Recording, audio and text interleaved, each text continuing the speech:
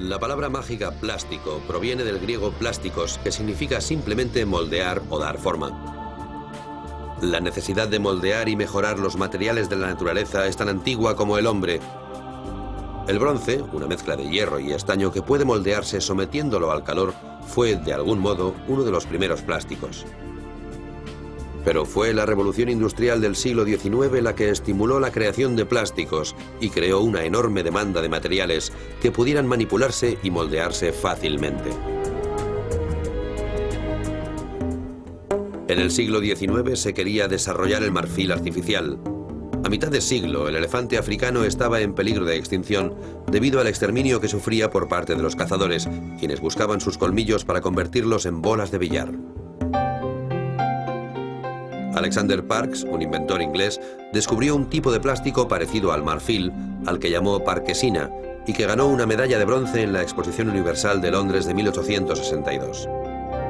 Parkes descubrió que la celulosa, las fibras vegetales de la madera y el algodón, mezcladas con ácido nítrico y un agente solvente o disolvente, se endurecían y al calentarse formaban un material ligero, fuerte y moldeable.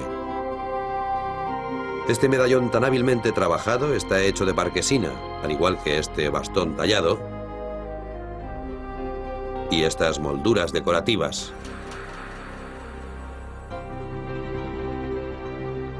Parkes quería producir parkesina a gran escala, pero no encontró un solvente económico, el ingrediente básico que mezclara la celulosa y el ácido nítrico.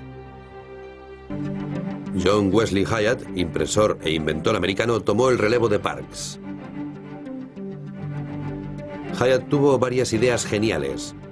Para empezar, encontró el solvente mágico que uniría a la celulosa y el nitrato, era el alcanfor. También vio el potencial de este nuevo material, el plástico, que se podía producir a gran escala y convertir en infinitos productos. Y aún más importante, fue quien fundó las bases en las que se asentaría la nueva industria del plástico. Para ello, y valiéndose de sus extensos conocimientos de mecánica, diseñó y construyó muchas de las máquinas necesarias para manufacturar y moldear el plástico. Puesto que la celulosa era su ingrediente principal, Hyatt llamó celuloide al nuevo material. El celuloide acabaría convertido en 25.000 objetos distintos. El primero, la dentadura postiza, fue una alternativa a otras dentaduras de goma que resultaban más caras. Pero el celuloide despegó de verdad cuando a Hyatt se le ocurrió crear cuellos y puños de camisa postizos e impermeables.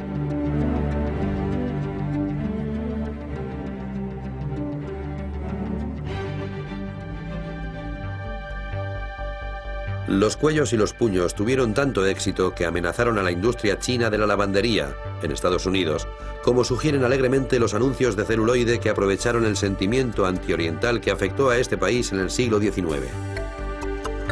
Otro producto importante hecho de celuloide, el corsé, se fabricaba con ballenas de celuloide que se vendían como inoxidables y resistentes al sudor. Por encima de todo, el celuloide se conocía como el gran imitador, el primer material creado por el hombre que podía copiar materiales naturales considerados de lujo como el marfil, las conchas de tortuga o el hueso. Las imitaciones de Hyatt eran extraordinarias.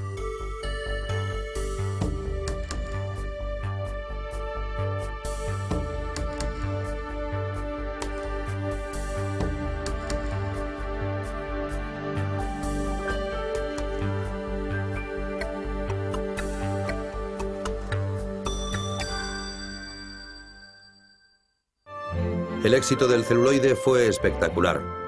El primer plástico parecía capaz de casi todo, y cuando su inventor dio con una forma de cortar hojas finas de este material para utilizarlo como una capa continua, nació una nueva industria.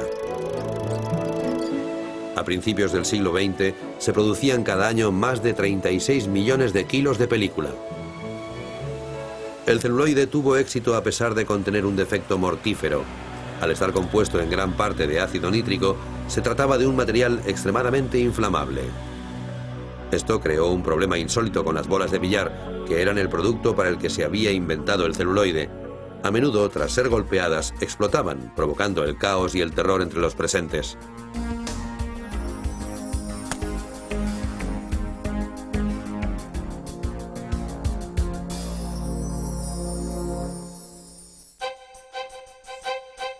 En 1872, el químico alemán Adolf von Baeyer mezcló fenol y formaldehído.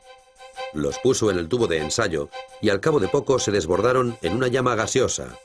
Y entonces sucedió lo que los químicos llaman la reacción fenol-formaldehído. Se mezclaron y formaron una masa pegajosa y viscosa que no servía para nada.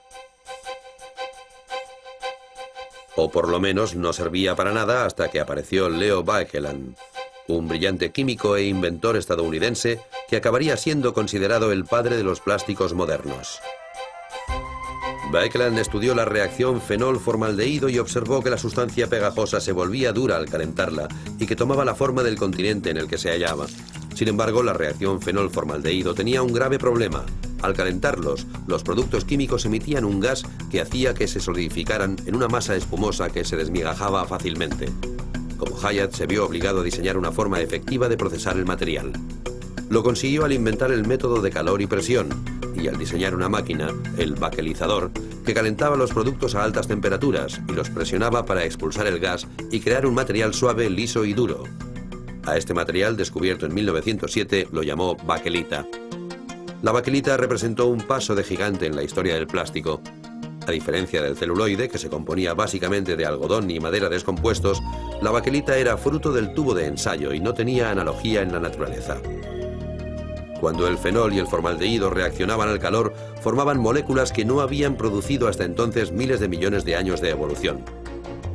Había empezado realmente la era de las moléculas y los materiales creados por el hombre.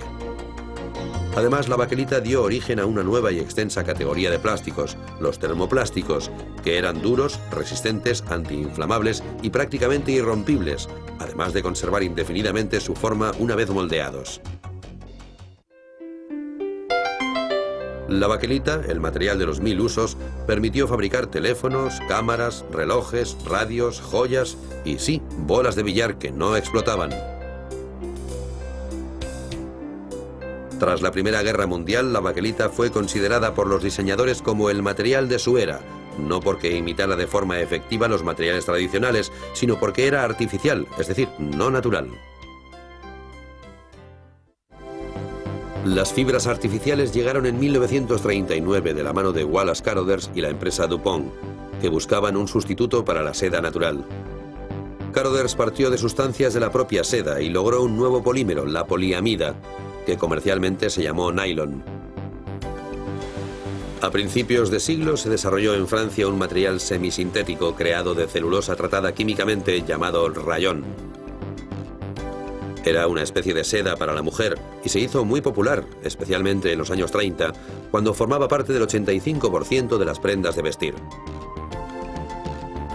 No obstante, el rayón tendía a deformarse, a pegarse a la piel e incluso a disolverse. En 1927, la empresa DuPont inició la investigación secreta de un nuevo tejido llamado Fibra 66. Al frente del proyecto estaba un científico de la Universidad de Harvard, Wallace Carothers, contratado para hacer investigación pura, es decir, investigación sin fines comerciales.